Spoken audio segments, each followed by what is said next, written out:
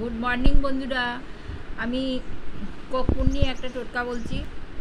অধিকাংশ মানুষই জানে, কিন্তু কথা হচ্ছে যে কর্পূর একটা খুব ভালো জিনিস। ধুনোর সঙ্গে সন্ধেবেলায় ধুনোর সঙ্গে ধুনো, কর্পূর আর গোগুল আছে, গোগুল দিয়ে কর্পূর দিয়ে আর ধুনো দিয়ে আর হচ্ছে তোমার হলুদ সর্ষে দিয়ে ধুনো দিলে ভালো। হ্যাঁ, পজিটিভ এগুলো সব ঘরে প্রবেশ করবে, ঠিক আছে? নেগেটিভ যেগুলো সেগুলো চলে যাবে।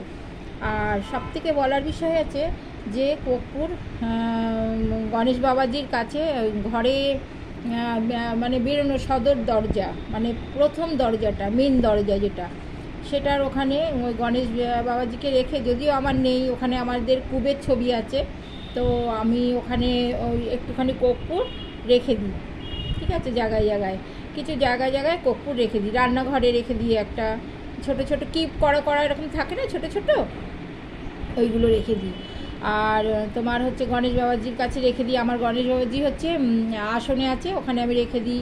হ্যাঁ, সব জায়গায় কর্পূর জায়গায় জায়গায় রেখে দিয়ে আর কর্পূর হচ্ছে মাথা থেকে, কোনো বাচ্চাদের যদি নজর লাগে তো কর্পূর মাথা থেকে ঘুরিয়ে ওই কর্পূরটাকে আপনারা ফেলে দিন বাইরে, বাড়ির বাইরে, হ্যাঁ, ফেলে দিন। আর এই হচ্ছে আমার আজকের বিষয়। বাই বন্ধুরা।